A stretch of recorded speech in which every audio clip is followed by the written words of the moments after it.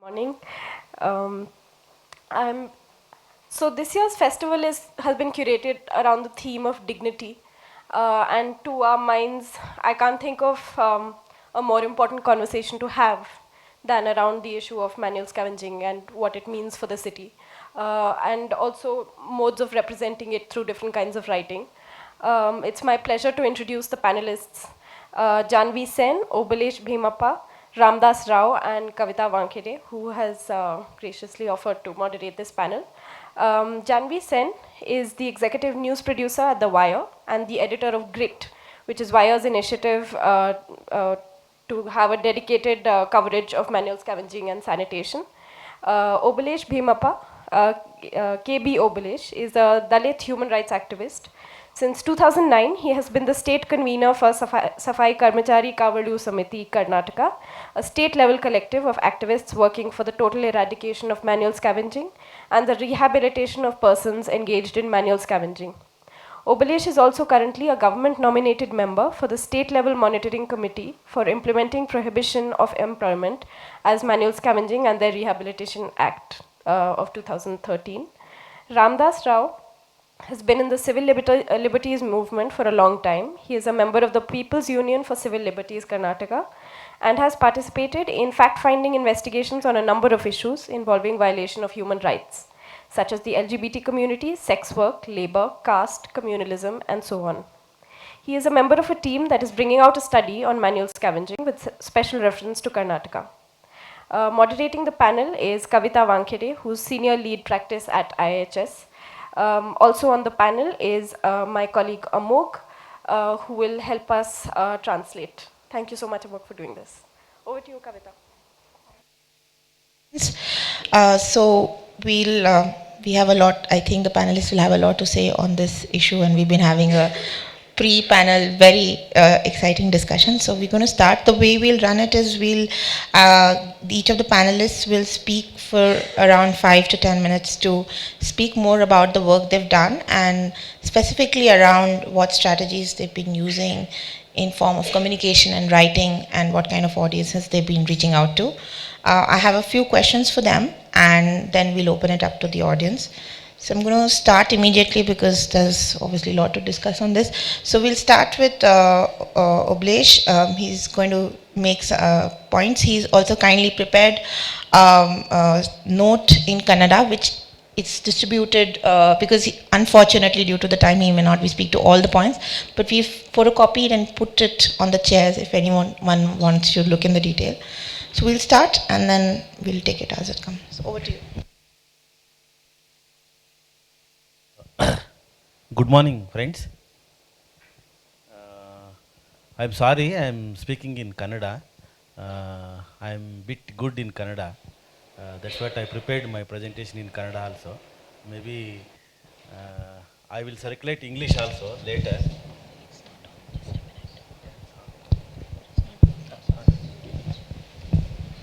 So before I'm going my presentation, I would like to show some of the pictures.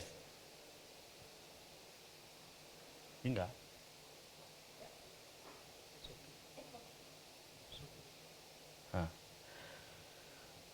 This is the rural manual scavengers, the people who are working under the Gram Panchayat level. But government of Karnataka, RDPR department, rural development, Panchayat Raj development, they are paying salary for these people. But unfortunately, they are not recognizing this occupation is not a manual scavenging. They are saying. But you all think about this is manual scavenging or what? They called Paurakarmikas. They are called Paurakarmika. It means sweeper. Sweeper. This is the open defecation areas in the rural area. This is the panchayat have kept this area for making a defecation, the people. And later, after 12 o'clock or 1 o'clock morning, the sweepers will come and clean this area every day. This is also the government officials are saying this is not manual scavenging. This is the urban manual scavenging. Anyway, all of you knows in the drainage, blocks cleaning and all.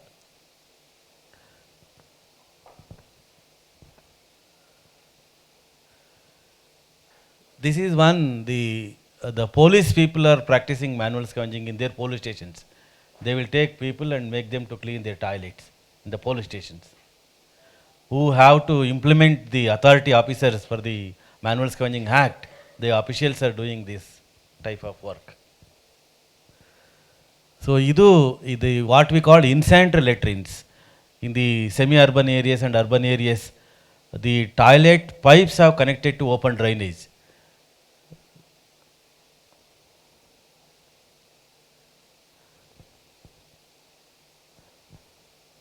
This is the situation of these safai karmacharis. Without any proper safety equipment, with any security, they are engaging every day. So this is the manual deaths which is happened in Karnataka. From 2018 onwards, we are doing close monitoring of deaths.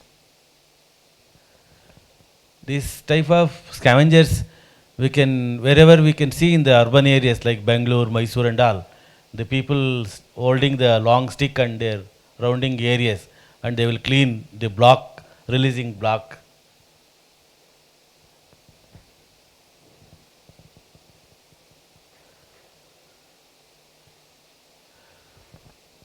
This is the STP deaths, sewage treatment plants, which is provided in the apartments. Well educated people are staying. So they have assigned the people and they have killed these people in Bangalore.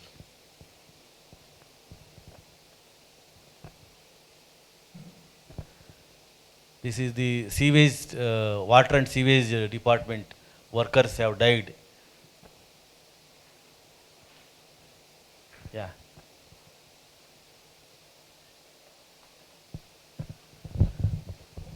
So ನಾನು ಕನ್ನಡದಲ್ಲಿ ಸಫಾಯಿ ಕರ್ಮಚಾರಿ ಮತ್ತು scavenger ಸಮುದಾಯಕ್ಕೆ ಘನತೆ ಮತ್ತು ಸ್ವಗೌರವ ನೀಡುವ ಜವಾಬ್ದಾರಿ ಇವತ್ತು ನಾಗರಿಕರಿಗೆ ಮತ್ತು ಸರ್ಕಾರದ ಆದ್ಯ ಕರ್ತವ್ಯವಾಗಿದೆ. ಸುಪ್ರೀಂ ಕೋರ್ಟ್ ಜಡ್ಜ್ಮೆಂಟ್ 2014 ಪ್ರಕಾರ ಮತ್ತು 2013 ಮ್ಯಾನ್ಯುವಲ್ ಸ್ಕ್ಯಾವೆಂಜಿಂಗ್ ಆ್ಯಕ್ಟ್ ಪ್ರಕಾರ ಸ್ಕ್ಯಾವೆಂಜರ್ಸ್ ಅಂದರೆ ಯಾರು ಮತ್ತು ಸಫಾಯಿ ಕರ್ಮಚಾರೀಸ್ ಅಂದರೆ ಯಾರು ಅಂತೇಳಿ ಎರಡು ಡೆಫಿನೇಷನ್ನ ಕ್ಲಿಯರಾಗಿ ಕೋಟ್ ಮಾಡಿದ್ದಾರೆ. ಯಾರೆಲ್ಲ ಮಲವನ್ನು ಕೈಯಿಂದ ಮುಟ್ಟಿ ಸ್ವಚ್ಛ ಮಾಡ್ತಾರೆ, ಅದು ಯಾರೇ ನೇಮಕ ಮಾಡ್ಕೊಂಡಿರಲಿ, ಲೋಕಲ್ ಬಾಡಿಗಳಿರಲಿ, ಸರ್ಕಾರ ಇರಲಿ, ಖಾಸಗಿಯವರಿರಲಿ, ಅಪಾರ್ಟ್ಮೆಂಟ್ ಓನರ್ ಇರಲಿ, ಯಾರೇ ಆಗಲಿ ನೇಮಕ ಮಾಡ್ಕೊಂಡು ಕೆಲಸ ಮಾಡಿದ್ರೆ ಅದನ್ನು ಮ್ಯಾನ್ಯುವಲ್ ಸ್ಕ್ಯಾವೆಂಜಿಂಗ್ ಅಂತ ಕರೀತಾರೆ. ಸಫಾಯಿ ಕರ್ಮಚಾರಿ ಅಂತಂದರೆ ಯಾರು ಬರೀ ಕಸ ಗುಡಿಸೋದಕ್ಕೆ ಮಾತ್ರ ನೇಮಕ ಮಾಡ್ಕೊತಾರೆ. ಮುನ್ಸಿಪಾಲ್ಟಿಲಿರ್ಬೋದು, ಖಾಸಗಿ ಕ್ಷೇತ್ರ ಇರ್ಬೋದು, ಎಲ್ಲೇ ಇರ್ಬೋದು, ಕಸ ಗುಡಿಸೋದಕ್ಕೆ, ಕಸ ಎತ್ತಾಕೋದಕ್ಕೆ ಹೋಗುವಂಥವ್ರನ್ನ ಸಫಾಯಿ ಕರ್ಮಚಾರಿ ಅಂತೇಳಿ ಕರೀತಾರೆ ಅಂತೇಳಿ ಡೆಫಿನೇಷನ್ನ ಕ್ಲಾರಿಫೈ ಮಾಡಿದ್ದಾರೆ. ನಾನು ಯಾಕಿದ್ದೀನಿ ಹೇಳ್ತಾ ಇದ್ದೀನಿ ಅಂತಂದರೆ ನಮಗೆಲ್ಲ ಗೊತ್ತಿದೆ, ಆದರೆ ಇಂಪ್ಲಿಮೆಂಟೇಷನ್ ಅಥಾರಿಟಿ ಏನಿದೆ ಗೌರ್ಮೆಂಟಲ್ಲಿ, ಅಧಿಕಾರಿಗಳೇನಿದ್ದಾರೆ, ಡಿಸ್ಟ್ರಿಕ್ಟ್ ಕಲೆಕ್ಟರ್ಸ್ ಯಾರಿದ್ದಾರೆ, ಅವ್ರಿಗೆ ಸಫಾಯಿ ಕರ್ಮಚಾರಿ ಅಂದರೆ ಯಾರು, ಮ್ಯಾನ್ಯುವಲ್ ಸ್ಕ್ಯಾವೆಂಜರ್ ಅಂದರೆ ಯಾರು ಅಂತ ಇವತ್ತಿನವರೆಗೂ ಗೊತ್ತಿಲ್ಲ ಇನ್ನೊಂದು. ಆ ಕಾರಣಕ್ಕೋಸ್ಕರ ತಮ್ಮ ಗಮನಕ್ಕೆ ಇದನ್ನು ತರ್ತಾ ಇದ್ದೀನಿ. ಸರ್ ಟ್ರಾನ್ಸ್ಲೇಟ್ ಮಾಡಿದೆ. Translate. So basically the responsibility of the responsibility of taking care of manual scavengers is now that of the state as well as of the citizens. And as per the 2013 Act on Manual Scavenging, there's a very clear differentiation made between manual scavenging and what is called regular sweeping and cleaning. So the difference is that anybody who engages in direct contact with manual waste will be considered as a manual scavenger regardless of how they're defined by their job position or what organization they work at. Whereas anybody who engages in cleaning other types of waste will be considered as a paura karmika. ಸ್ನೇಹಿತರೆ, manual scavenging ಆಕ್ಯುಪೇಷನ್ನು ಮೊದಲಿಗಿನ್ನೂ ಇವತ್ತಿಗೂ change ಆಗಿದೆ. ಮೊದಲೆಲ್ಲನ ತಲೆ ಮೇಲೆ ಮಲ ಹೊತ್ಕೊಂಡೋಗಿ ಹಾಕುವಂಥ ಪರಿಸ್ಥಿತಿ ಇತ್ತು. ಆದರೆ ಈಗ ಭಾಳಷ್ಟು ಕಡೆ, ವಿಶೇಷವಾಗಿ ನಮ್ಮ ಸೌತ್ ಇಂಡಿಯಾ ತೊಗೊಂಡ್ರೆ ಸ್ವಲ್ಪ ಬದಲಾವಣೆ ಆಗಿದೆ. ಯಾಕಂದರೆ ಈಗ ಎಲ್ಲ ಕಡೆ ಅಂಡರ್ಗ್ರೌಂಡ್ ಡ್ರೈನೇಜ್ ಸಿಸ್ಟಮ್ಸ್ ಬಂದಿದ್ದಾವೆ, ಬೇರೆ ಬೇರೆ ಕಡೆ STPಗಳು ಬಂದಿದ್ದಾವೆ. ಹಂಗಾಗಿ ಮ್ಯಾನ್ಯುವಲ್ ಸ್ಕ್ಯಾವೆಂಜಿಂಗ್ನ ಕೆಲಸದ ಮಾದರಿ ಚೇಂಜ್ ಆಗಿದೆ. ಈಗ ಏನಾಗುತ್ತೆ, ಭಾಳಷ್ಟು ಜನ ಡ್ರೈನೇಜ್ ಒಳಗಡೆ ಹೋಗಿ ಕ್ಲೀನ್ ಮಾಡೋವಂಥದ್ದು, ಭಾಳಷ್ಟು ಜನ ಡ್ರೈನೇಜ್ ಬ್ಲಾಕ್ ಆಗಿರೋದನ್ನ ತೆಗಿಯೋವಂಥದ್ದು, ಮತ್ತು ಭಾಳಷ್ಟು ಜನ STPಗಳಿಗೆ ಇಳಿದುಬಿಟ್ಟು ಕೆಲಸ ಮಾಡುವಂಥದ್ದು ಆಗಿದೆ. ಕೆಲವು ಕಡೆ ಇಂಡಿವಿಜುವಲ್ ಪಿಟ್ಸ್ ಏನಿದ್ದಾವೆ, ಬಿಲ್ಡಿಂಗ್ಗಳಿಗೆ ಮತ್ತು ಮನೆಗಳಿಗೆ ಕಟ್ಟಿರ್ತಕ್ಕಂಥ ಪಿಟ್ಗಳನ್ನ ಕ್ಲೀನ್ ಮಾಡುವಂಥದ್ದು ಇದೆ ಇವತ್ತು. ಹಂಗಾಗಿ ಇವತ್ತು ಅರ್ಬನ್ ಏರಿಯಾಗಳಲ್ಲಿ, ವಿಶೇಷವಾಗಿ ಬೆಂಗಳೂರು ಅಂತ ನಗರಗಳಲ್ಲಿ ಎಸ್ ಟಿ ಪಿಗಳು ಭಾಳ ಜಾಸ್ತಿ ಆಗಿದ್ದಾವೆ. ಸೊ ಎಸ್ ಟಿ ಪಿಗಳು ಒಂದು ರೀತಿಯ ಸಫಾಯಿ ಕರ್ಮಚಾರಿಗಳನ್ನ ಕೊಲ್ಲೋದಕ್ಕೆ ಮಾಡಿರ್ತಕ್ಕಂಥ ಜಾಗಗಳಾಗಿ ಮಾರ್ಪಾಟಾಗಿದೆ ಇವತ್ತು.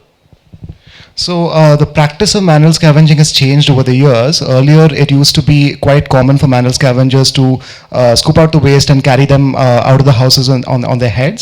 But now, with the introduction of infrastructure such as underground drainage and sewage treatment plants, the nature of scavenging has changed. So it's changed to acts of cleaning sewage treatment plants, cleaning blocked drains, cleaning soak pits, and this has in turn become new areas where workers are put at risk, and they are at the risk of harm or death. So ಆ ಭಾಗವಾಗಿ ನಾವು ನೋಡೋದಾದರೆ ಇನ್ಸ್ಯಾನಿಟರಿ ಲೆಟ್ರಿನ್ಸ್ ಅಂತ ನಾವು ಏನು ಕರಿತೀವಿ, ಆ ಇನ್ಸ್ಯಾನಿಟರಿ ಲೆಟ್ರಿನ್ಗಳ rate ಇವತ್ತು ಜಾಸ್ತಿ ಆಗಿದೆ. ಯಾಕಂದರೆ ತಾಲ್ಲೂಕು, ಜಿಲ್ಲೆಗಳು ಮತ್ತು ಹಳ್ಳಿಗಳಲ್ಲಿರ್ತಕ್ಕಂಥ ಮನೆ ಕಟ್ಟುವಂಥ ಟಾಯ್ಲೆಟ್ ಪಿಟ್ಗಳು 3 ಅಡಿ 4 ಅಡಿ ಪಿಟ್ಗಳನ್ನ ಮಾಡ್ಕೊತಾರೆ. 3 ವರ್ಷ 4 ವರ್ಷ ಆದಮೇಲೆ ಅದು ಫಿಲ್ ಆಗುತ್ತೆ. ಆ ಫಿಲ್ ಆದಾಗ ಬೇರೆ ಯಾರು ಕ್ಲೀನ್ ಮಾಡಬೇಕಾಗುತ್ತೆ. ಆ ಥರದಕ್ಕೆ ನಾವು ಇನ್ಸ್ಯಾನಿಟರಿ ಲೆಟ್ರಿನ್ಸ್ ಅಂತ ಕರಿತೀವಿ. ಉದಾಹರಣೆಗೆ ಗೌರ್ಮೆಂಟ್ ಆಫ್ ಇಂಡಿಯಾ 2011ನಲ್ಲಿ ಒಂದು ಸೆನ್ಸಸ್ ರಿಪೋರ್ಟ್ ಮಾಡಿದೆ, socio economic and caste census report ಅಂತ ಹೇಳ್ಬಿಟ್ಟು. ಆ ರಿಪೋರ್ಟ್ ಪ್ರಕಾರ ಕರ್ನಾಟಕದಲ್ಲಿ 36,735 ಮನೆ ಪಿಟ್ಟಿಗಳಲ್ಲಿ ಜನ ಹೋಗಿ ಕ್ಲೀನ್ ಮಾಡ್ತಾರೆ ಬೆಳಗಿನ ಜಾವದಲ್ಲಿ, ಮತ್ತು 61,802 ಮನೆಗಳ ಟಾಯ್ಲೆಟ್ ಪೈಪ್ಗಳನ್ನು ಓಪನ್ ಡ್ರೈನೇಜಿಗೆ ಕೊಟ್ಟಿದ್ದಾರೆ. ಒಟ್ಟಾರೆಯಾಗಿ 98,537 ಇನ್ಸ್ಯಾನಿಟರಿ ಲೆಟ್ರಿನ್ಸು ನಮ್ಮ ಕರ್ನಾಟಕದಲ್ಲಿದೆ ಅಂತೇಳಿ ಗೌರ್ಮೆಂಟೇ ಹೇಳ್ತಾ ಇದೆ. So one of the critical issues that has come up in Karnataka is that of what is called insanitary latrines. So these are basically latrines which do not have connections to underground drainage, but are instead connected to soak pits which are about 3 to 4 feet deep. And what happens is that after a short period of time of usage, it fills up very quickly, and then it has to be cleaned manually after that. And as per a 2011 Government of Karnataka socio-economic report, about 34,735 homes have these kinds of pits which are cleaned. And you have to look at 61,802 toilet pits are connected to open drainages. Right. So yes. So total incident letter 98,500 chain in Karnataka. So almost a lakh. Almost. So if you calculate 98,500 means almost 1 lakh insanitary latrines are there. If you all the time one insanitary latrine is supposed to clean 2 people. So according to government statistics, around 2 lakh manual scavengers are there in Karnataka. Officially. Unofficially there are too many people are there, but officially 2 lakh people are there. But still government is not ready to identify the manual scavengers. So as per the census 2013, urban area, if you calculate the Paurakarmika, who are the sweepers, if you calculate the sweepers, because why I am bringing sweepers contest here, 80% of the sweepers are scavengers today. So in urban local body, ಸ್ಥಳೀಯ ಸಂಸ್ಥೆಗಳಲ್ಲಿ 45,000 ಗುತ್ತಿಗೆ ಪೌರಕಾರ್ಮಿಕರಿದ್ದಾರೆ, ಮತ್ತು ಅದರಲ್ಲಿ 70% every day they are cleaning manuals, every day they are cleaning soap pits, and also 80% of the women are there.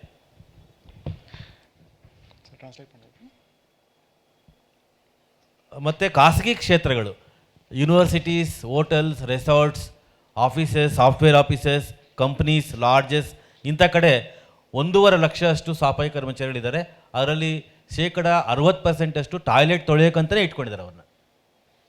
So in a lot of private institutes, such as educational institutes, bus stands, private companies, hotels, lodges, resorts, there are about 1.5 lakh people who are working as manual scavengers, out of whom 75% are at least are women. Yeah. ಮತ್ತು ಗ್ರಾಮ ಪಂಚಾಯತಿಗಳೇನಿದ್ದಾವೆ ಹಳ್ಳಿಗಳಲ್ಲಿ, ನಮ್ಮ ಕರ್ನಾಟಕದಲ್ಲಿ 6,600 ಚಿಲ್ಲರೆ ಗ್ರಾಮ ಪಂಚಾಯತಿಗಳಿದ್ದಾವೆ. ಒಟ್ಟು ಒಂದು 25,000 ಜನ ಸಫಾಯಿ ಕರ್ಮಚಾರಿಗಳಿದ್ದಾರೆ. ಈ 25,000 ಸಫಾಯಿ ಕರ್ಮಚಾರಿಗಳು ಪ್ರತಿನಿತ್ಯ ಒಣ ಶೌಚಾಲಯಗಳನ್ನು ಮತ್ತು ಓಪನ್ ಡೆಫಿಕೇಷನ್ನ ಕ್ಲೀನ್ ಮಾಡುವಂಥ ಕೆಲಸ ಡೈಲಿ ಮಾಡ್ತಾ ಇದ್ದಾರೆ ಅವರು. So in rural areas, there are in at least 6,000 villages. There are about 18,000 Safai karmacharis. Safai karmacharis who are largely engaged in cleaning dry toilets in health centers, police stations, panchayat offices, and so on. But ಇಲ್ಲಿ ತಮಾಷೆ ಏನು ಅಂತಂದರೆ, government of Karnataka as per the 2013 act, they supposed to identify, they supposed to register the manual scavengers. Then only the manual scavengers can able to get the rehabilitation. Otherwise, under this act, no one can access anything. ಆದರೆ 2013ರಲ್ಲಿ 302 ಜನ scavengers ಇದ್ದಾರೆ ಅಂತ survey ಮಾಡಿದ್ದಾರೆ. ಅದಾದಮೇಲೆ 2016ರಲ್ಲಿ ರೂರಲಲ್ಲಿ 474 ಜನ ಇದ್ದಾರೆ ಅಂತೇಳಿ ಒಂದು ಸರ್ವೆ ನಡೆದಿದೆ.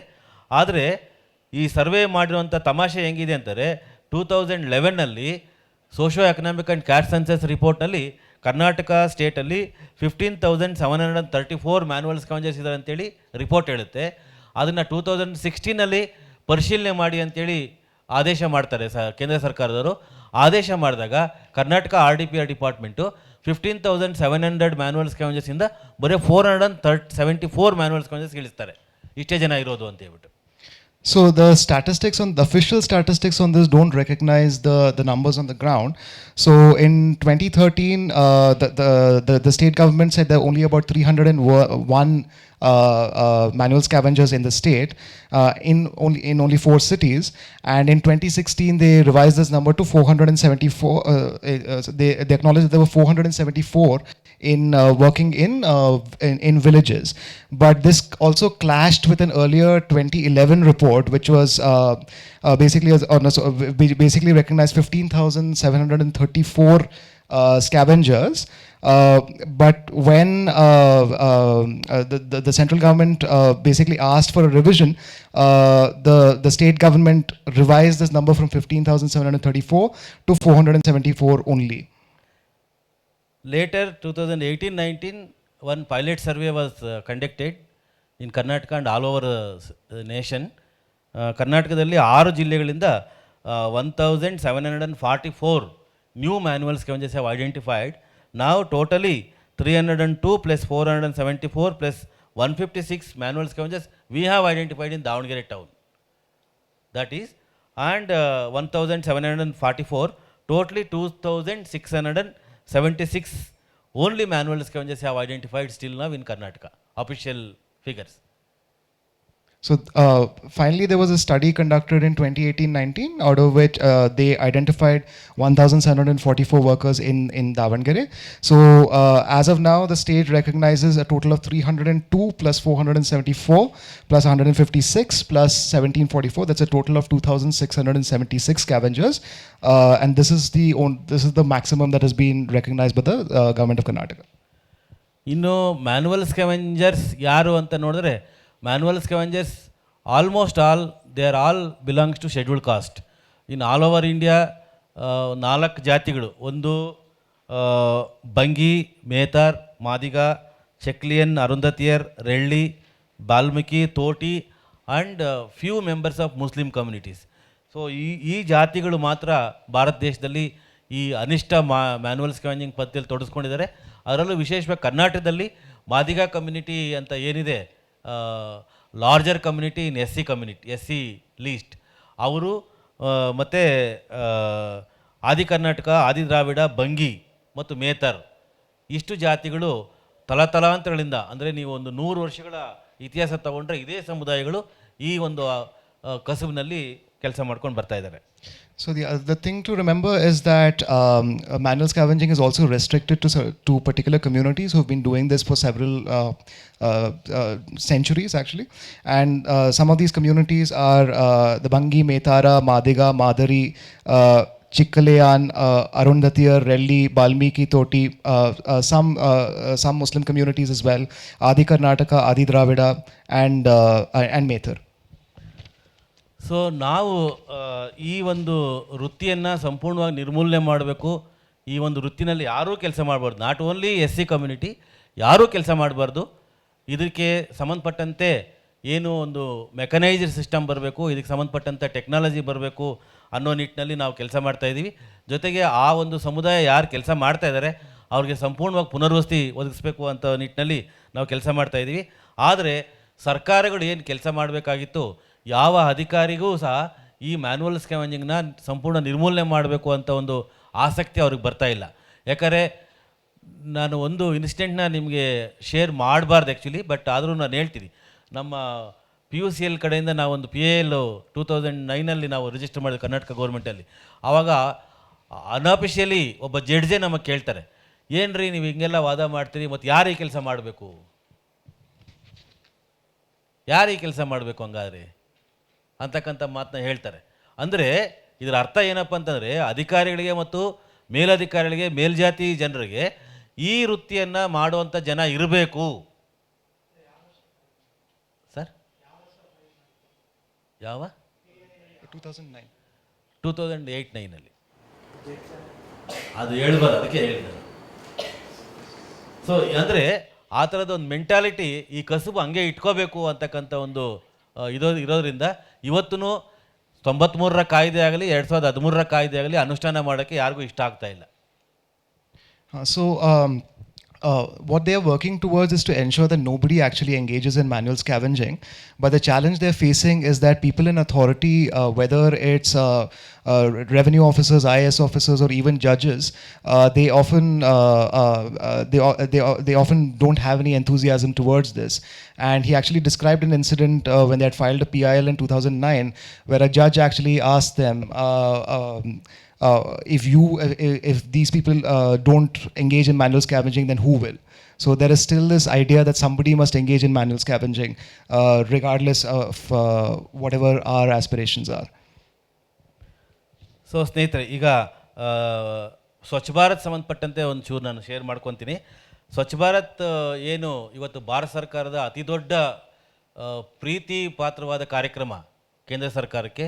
ಆದರೆ ಈ ಸ್ವಚ್ಛ ಭಾರತ್ ಮಿಷನ್ ಕಾರ್ಯಕ್ರಮದಲ್ಲೂ ಸಹ ಮ್ಯಾನ್ಯುವಲ್ ಸ್ಕ್ಯಾವೆಂಜಿಂಗ್ನ ಸಂಪೂರ್ಣವಾಗಿ ಇರಾಡಿಕೇಟ್ ಮಾಡೋದಕ್ಕೆ ಇದರಲ್ಲಿ ಪ್ಲಾನಿಂಗ್ ಇಲ್ಲ. ಇದರಲ್ಲಿ ಅವರ ಉದ್ದೇಶ ಇರೋದು 3 ಅಡಿಯ ಲೋ ಕಾಸ್ಟ್ ಟಾಯ್ಲೆಟ್ಗಳನ್ನ ಕಟ್ಟುವಂಥದ್ದು. ಅದರ ಒಟ್ಟು ಉದ್ದೇಶ ಇರ್ತಕ್ಕಂಥದ್ದು ಈ 3 ಅಡಿಯ ಲೋ ಕಾಸ್ಟ್ ಟಾಯ್ಲೆಟ್ಗಳನ್ನ, ಪಿಟ್ಟಿಗುಂಡಿಗಳನ್ನ ನೀವು ಕಟ್ಕೊಂಡು ಹೋಗ್ತಾ ಇದ್ದೀರಿ. ಇದು ಕನಿಷ್ಠ ಇನ್ನೊಂದು 2 ವರ್ಷದಲ್ಲಿ 3 ವರ್ಷದಲ್ಲಿ ಅಷ್ಟು ಲಕ್ಷ ಟಾಯ್ಲೆಟ್ಗಳು ಇನ್ಸ್ಯಾನಿಟರಿ ಲ್ಯಾಟ್ರಿನ್ನ ಕನ್ವರ್ಟ್ ಆಗ್ತವೆ. ಆ ಕನ್ವರ್ಟ್ ಆದಾಗ ಏನು ಮಾಡಬೇಕು ಅನ್ನೋದಕ್ಕೆ ಪ್ರಶ್ನೆಗೆ ಉತ್ತರ ಇಲ್ಲ. ಇವತ್ತು ನಮ್ಮ ಗ್ರಾಮೀಣ ಭಾಗದಲ್ಲಿ ತಮಗೆಲ್ಲ ಗೊತ್ತಿರ್ಬೋದು, ಎಲ್ಲೂ ಸಹ ಒಂದು ಜೆಟ್ಟಿಂಗ್ ಮಿಷಿನ್ ಆಗಲಿ ಸೆಕ್ಕಿಂಗ್ ಮಿಷಿನ್ ಆಗಲಿ ಸರ್ಕಾರ ಪ್ರೊವೈಡ್ ಮಾಡಿರ್ತಕ್ಕಂಥದ್ದು ಇಲ್ಲ. ಆದರೆ ಗ್ರಾಮೀಣ ಭಾಗದಲ್ಲಿ ಮನೆ ಮನೆಗೂ ಟಾಯ್ಲೆಟ್ ಕಟ್ತಾ ಇದ್ದಾರೆ, ಸಂತೋಷ, ಕಟ್ಟಬೇಕು. ಆದರೆ ಅದನ್ನು ಸ್ವಚ್ಛ ಮಾಡೋರು ಯಾರು, 2 ವರ್ಷ ಆದಮೇಲೆ ಕ್ಲೀನ್ ಮಾಡೋರು ಯಾರು, ಯಾರು ಬರಬೇಕು ಅಲ್ಲಿಗೆ ಅಂತ ಪ್ರಶ್ನೆಗೆ ಉತ್ತರ ಇಲ್ಲ. ಹಂಗಾಗಿ ಸ್ವಚ್ಛ ಭಾರತ್ ಮಿಷನ್ನಿಂದ ಮ್ಯಾನ್ಯುವಲ್ ಸ್ಕ್ಯಾವೆಂಜಿಂಗ್ ಇರಾಡಿಕೇಷನ್ ಆಗೋದಕ್ಕೆ ಸಾಧ್ಯನೇ ಇಲ್ಲ. ಇನ್ನೂ ಮ್ಯಾನ್ಯುವಲ್ ಸ್ಕ್ಯಾವೆಂಜಿಂಗ್ನ ಪ್ರಮೋಟ್ ಮಾಡ್ತಾಯಿದ್ದಾರೆ ಅವರು. ಹಾಗಾಗಿ ನಾವು ಮೊದಲಿಂದನೂ ಹೇಳ್ತಾ ಇದ್ದೀವಿ, ಈ ಗೈಡ್ಲೈನ್ ಚೇಂಜ್ ಮಾಡಿ, ಗೈಡ್ಲೈನ್ ಚೇಂಜ್ ಮಾಡಿ ಅಂತೇಳಿ. ಆವಾಗ ಏನು ಮಾಡಿದ್ರು, ಸ್ವಚ್ಛ ಭಾರತ್ನ ಒರಿಜಿನಲ್ ಗೈಡ್ಲೈನ್ ತೆಗೆದು ನೋಡಿದಾಗ ಟ್ವಿನ್ ಪಿಟ್ ಟಾಯ್ಲೆಟ್ ಕಟ್ಟಬೇಕು ಅಂತ ಇದೆ, ಟ್ವಿನ್ ಪಿಟ್ ಟಾಯ್ಲೆಟ್ ಕಟ್ಟಬೇಕು ಅಂತೇಳಿ. ಆದರೆ ಟ್ವಿನ್ ಪಿಟ್ ಟಾಯ್ಲೆಟು ಎಲ್ಲೂ ಕಟ್ತಾ ಇಲ್ಲ, ಎಲ್ಲ ಸಿಂಗಲ್ ಪಿಟ್ ಟಾಯ್ಲೆಟೇ ಕಟ್ತಾಯಿದ್ರು. ಸೊ ಹಂಗಾಗಿ ಸ್ವಚ್ಛ ಭಾರತ್ ಮಿಷನ್ನಿಂದ ಏನು ನಮ್ಮ ಮ್ಯಾನ್ಯುವಲ್ ಸ್ಕ್ಯಾವೆಂಜಿಂಗ್ ಪದ್ಧತಿಗಾಗಲಿ, ಮ್ಯಾನ್ಯುವಲ್ ಸ್ಕ್ಯಾವೆಂಜರ್ಸ್ಗಾಗಲಿ, ರಿಲೀಫ್ ಆಗಲಿ ಅಥವಾ ರಿಹಾಬಿಲಿಟೇಷನ್ ಆಗಲಿ ಏನೂ ಸಿಗ್ತಾ ಇಲ್ಲ ಅದರಲ್ಲಿ.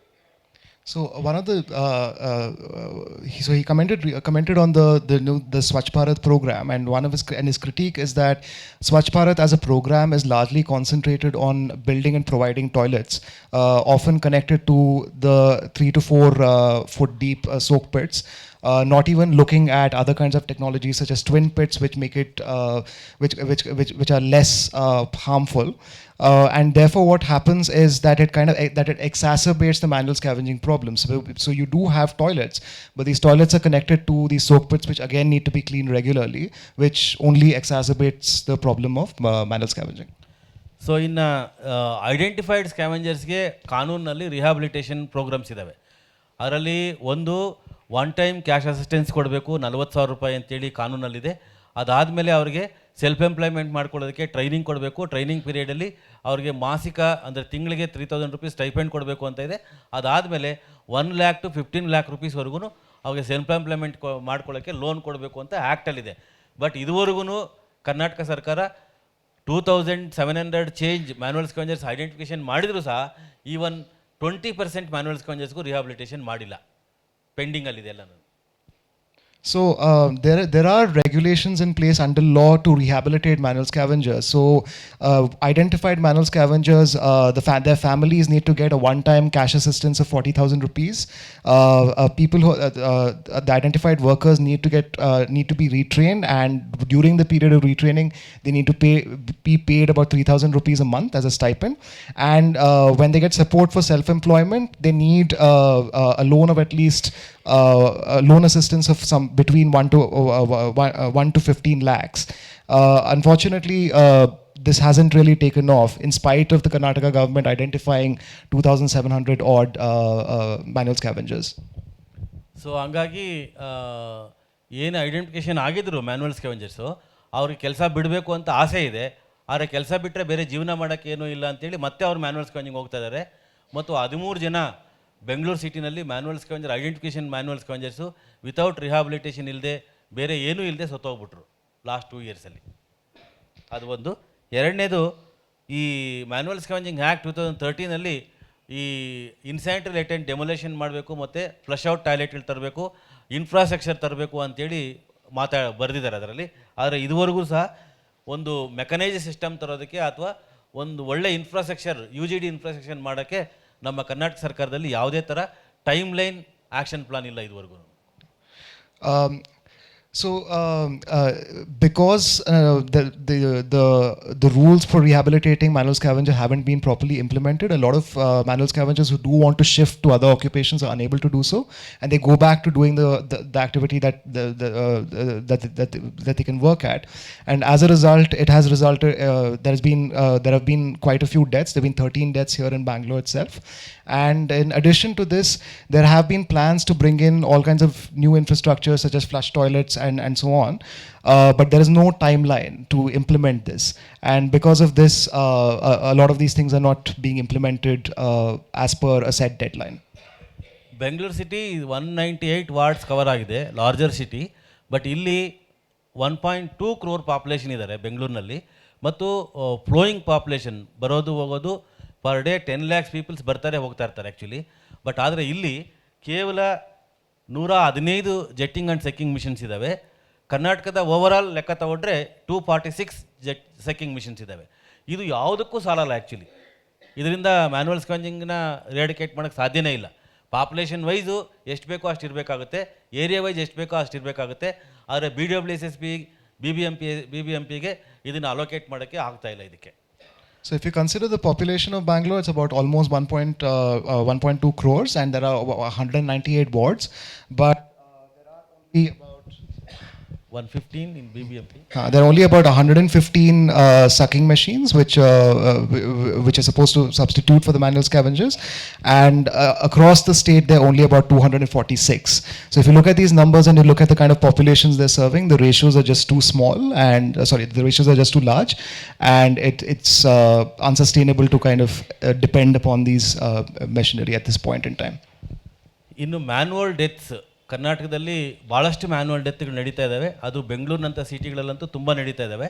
ನಾವು 2008ರಿಂದನ ನಮ್ಮ ಒಂದು ಕೆಲಸ ಪ್ರಾರಂಭ ಮಾಡಿದ್ಮೇಲೆ ಸ್ಟೇಟ್ ಕಲೆಕ್ಟಿವ್ ಸಫಾಯಿ ಕರ್ಮಚಾರಿ ಕಾವಲು ಸಮಿತಿ ಅಂತೇಳಿ, ವಾಚ್ಡಾಗ್ ಕಮಿಟಿ ಅಂತೇಳಿ ನಾವು ಪ್ರಾರಂಭ ಮಾಡಿದ್ಮೇಲೆ 78 ಮ್ಯಾನ್ಯುವಲ್ ಸ್ಕ್ಯಾವೆಂಜಿಂಗ್ ಡೆತ್ನ ನಾವು ಮಾನಿಟ್ರಿಂಗ್ ಮಾಡ್ತಾಯಿದ್ವಿ. ಅದರಲ್ಲಿ ಮೊದಲು ಅಂದರೆ ಈಗ ನಾವು 3 ತಿಂಗಳು ಆಚೆಗೆ ಯಾವ ಕೇಸ್ ಸತ್ರೂ ಸಹ ಪೊಲೀಸ್ನವರು 304, 304A, 304 ಕೇಸ್ ಮಾತ್ರ ಆಗ್ತಾರೆ. ಮ್ಯಾನ್ಯುವಲ್ ಸ್ಕ್ಯಾವೆಂಜಿಂಗ್ ಆ್ಯಕ್ಟಲ್ಲಿ ರಿಜಿಸ್ಟರ್ ಮಾಡಲ್ಲ ಕೇಸ್ನ.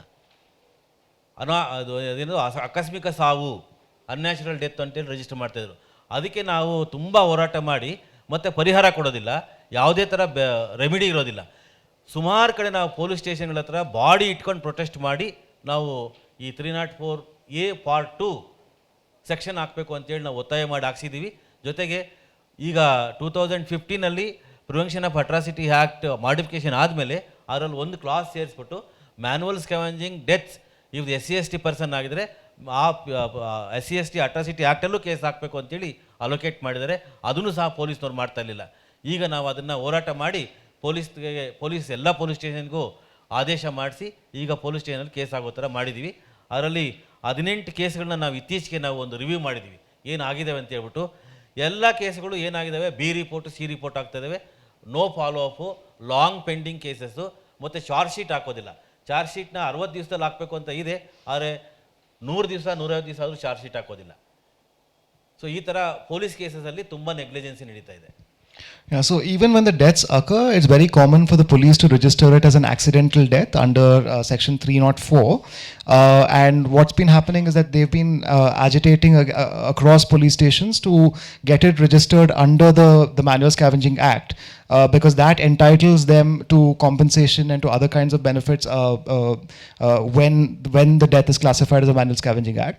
In addition to this, after the SCST Atrocities Act was modified a few years ago, it is now the rule that if the person who dies while conducting manual scavenging is a member of the SCST community, then it also needs to be registered under the SCST Atrocity Act.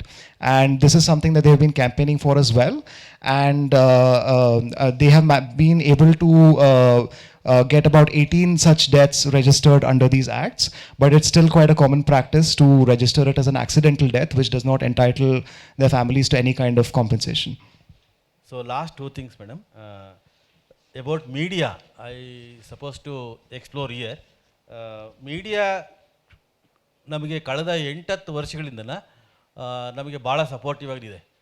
Some creative medias, some potential media people, definitely they are covering in their editions and articles about the manual deaths especially and manual scavenging wherever happen.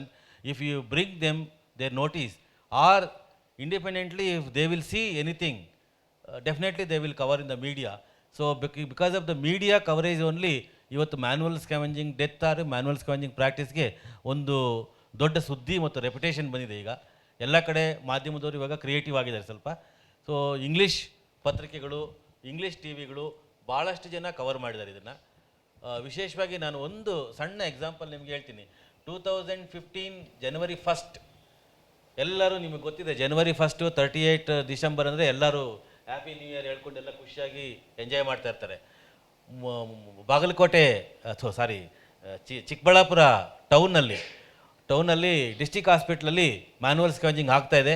ಒಬ್ಬ media person ಆ ಪತ್ರಕರ್ತರ ಸಂಘದ building ಆ hospital compound ಹತ್ರ ಇದೆ. ಆ ಪತ್ರಕರ್ತರ ಸಂಘದ ಪತ್ರಕರ್ತ ಮೇಲ್ಗಡೆಯಿಂದ ಅದು ನೋಡ್ತಾನೆ. ಜನವರಿ 1 ಅವತ್ತು ಡಿಸೆಂಬರ್ ನೈಟ್ ಕೆಲಸ ಆಗುತ್ತೆ, ನೋಡ್ತಾನೆ.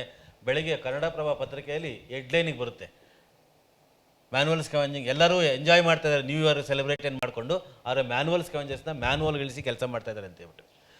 ಈ ಥರ ಒಂದು ಸೆನ್ಸಿಟಿವ್ ನ್ಯೂಸ್ಗಳನ್ನ ಸಹ ಭಾಳಷ್ಟು ಸತಿ ಪ್ರಕಟಣೆ ಮಾಡಿದ್ದಾರೆ. ಹಾಗಾಗಿ ಮೀಡಿಯಾಗೆ ನಾವು ಆ್ಯಕ್ಚುಲಿ ನಾವು ತುಂಬ ಧನ್ಯವಾದಗಳನ್ನ ಹೇಳ್ತಾ ಇದ್ದೀವಿ. ಆ್ಯಕ್ಚುಲಿ ನಾವು ಕಾರ್ಯಕರ್ತರೆಲ್ಲರೂ ಭಾಳಷ್ಟು ಕಡೆ ನಮ್ಗೆ ಸಪೋರ್ಟಿವ್ ಆಗಿ ನಿಂತ್ಕೊಂಡಿದ್ದಾರೆ ಮೀಡಿಯಾದವರು. So he just wants to point out that the media in recent years has become a lot more sensitive towards this issue, and they've started covering these issues in a fairly sensitive as well as a creative manner. And he talked about one particular incident on New Year's Eve, in Chikballapur town, where at a district hospital, a local journalist whose office was located right next to the district hospital noticed an incident of manual scavenging. This was on New Year's Eve, and the next morning he managed to get a front page headline article in Kannada Prabha published, talking about how there's manual scavenging going on New Year's Eve while everybody else was celebrating. So he just wants to say that the media in recent years has become a lot more sensitive, and they have been covering this, especially in the English media, and he just wants to acknowledge that as well. So friends, last few things I would like to share about our work impact in Karnataka. Last from 2008 onwards, in Karnataka, the first state in India, the outsourcing of the Paurakarmika issue was terminated now. Now all the 48,000 urban local body Paurakarmikas have employed as a municipal employees, recruited as a municipal employees. This is our 10 years of struggle. So last year, Government of Karnataka have taken a bold issue and they have terminated outsourcing system. This is one. And second one, the Paurakarmika and scavengers children's residential hostel admissions, which is there in Karnataka. There are a lot of government residential schools are there. Now the Paurakarmika and sanitation worker children, they can access seat without entrance exam. And also they have reserved for 10% seats for the scavenger children. This is one. And third one, the scavengers housing issues. The government of Karnataka have allotted 6 lakh rupees free money for the constructing Safai Karmacharis houses in Karnataka. And every 6 months, all Porokarmika and scavengers should get master checkup in all the medical tests and treatment. That is one government order have happened. And 2,775 manual scavengers have identified so far. And 68 the discount manual scavenger family members have got a rupees 10 lakh rupees compensation according to Supreme Court judgment. And the private Safai Karmacharis who are there working in the hospitals, universities, lodges, hotels, their salary was increased from 2016 onwards to 14,040 rupees per month. Previous it was 5,000, 6,000, 7,000 like that. Now their salary is 14,040 rupees. And 20,000 of rural Safai Karmacharis who are working under the Gram Panchayat, their salary was only 3,000 rupees, 2,000 rupees from last 20, 30 years. So last year, 2017, April 1st, their salary was increased to 13,600 rupees, and also they are direct employed to the government now. And we initiated one community-based organization called Tamate. Tamate means the drum. So under our trust, we have initiated a 12 night schools for the Safai Karmachari children.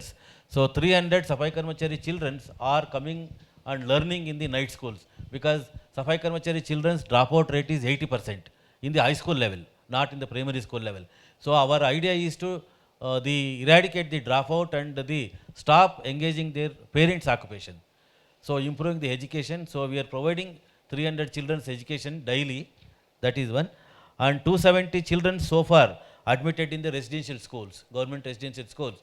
So they will continue up to 12th standard without any breaks, without their parent support. Schools, books, food, accommodation, everything government will provide. So this is the some of the achievements, main achievements we have done last from 2008 onwards. So this is the thing. I am going to stop. So any reflection or questions I can answer. Thank you very much. Thank you, sir, for a very sobering this thing. So, if people want, there's more information on the website that Sir mentioned, and also if you go on YouTube, there are a lot of interviews that Sir has given where you can listen to more. Thank you so much for that. Moving on to Jahnavi now. Jahnavi, if you could, so Obalesh spoke about the media doing its bit in recent years, but I know that's probably not the thinking at the grid, because you obviously felt there was a reason to bring it on to attention. So a little bit of thinking about what was the thinking behind grid bringing it up, how has it evolved, and I know you were mentioning some of the challenges you've been facing. So yeah, we started grid in May last year. So it's been almost a year now, and when we first began, it was because we felt that this was a very multi-layered issue in Indian society that was being largely ignored. Multi-layered in the sense that there were so many different ways you could look at it. Obviously, there's the sanitation issue and the broken sanitation system that is leading to these practices. Then there's caste, which is why most people don't have to think about these manual scavenger deaths unless there's like a tiny report on a fact that maybe 2 people died, and then everything moves on around that. And then there's also public health. There's the gender aspect, as Sir was mentioning, that you always imagine a man in a septic tank, but there's a very large number of women who do this work, mostly cleaning dry latrines at homes. So we wanted to put together a platform where we could talk about the issue in its entirety from all these different angles. And also obviously for us, one of the pegs was the Swachh Bharat Abhiyan, and the fact that there was supposedly so much talk about sanitation, and so many reports talking about these millions of toilets being built, but nobody really looking at what that meant and whether that was actually changing anything. So I think, yeah, that was a peg also. And it helped a lot that there are people like Sir and all over the country in different organizations who are doing a lot of advocacy work that brings out voices. And for us, that as journalists, that was very helpful because we had somewhere to go to at least begin thinking about it.